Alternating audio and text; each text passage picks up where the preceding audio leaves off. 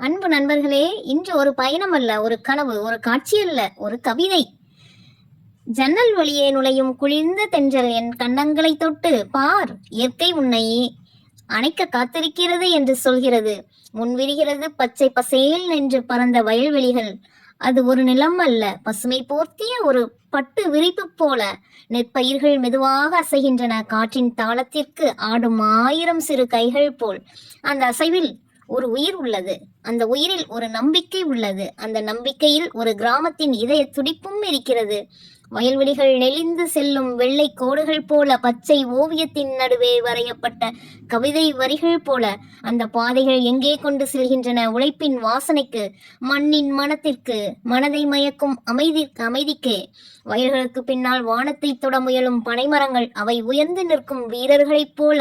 அதன் அருகில் தென்னை மரங்கள் தங்கள் இலைகளை விரித்து காற்றோடு சிரித்து பேசுகின்றன. சூரியன் தங்கள் ஒளியை வாரி வழங்கும் போது அந்த இலைகள் தங்க நாணயங்களைப் போல மின்னுகிறது. ஒவ்வொரு ஒளிக்கதிரும் இது என் பூமி, என் அழகு, என் பெருமை என்று சொல்கிறது. திடீரென ஒரு சிறிய குளம், அதில் வானம் விழுந்து கிடக்கிறது. மேகங்கள் நீரில் மிதக்கின்றன. ஒரு பறவை தண்ணீரை தொட்டு பறக்கும் போது அலைகள் வட்டமிட்டு விரிகின்றன. அது ஒரு சிறிய கவிதையின் முடிவில் வைக்கப்பட்ட புள்ளி போல. தொடர்வண்டி இன்னும் நகர்கிறது. தொலைவில் மலைத்தொடர்கள் தோன்றுகின்றன. முதலில் மங்கலான நீல வரி, பிறகு மெதுவாக உருவம் பெறும் கம்பீரம். அந்த மலைகள் பூமியின் முதுகெலும்பு போல உயர்ந்து நிற்கின்றன.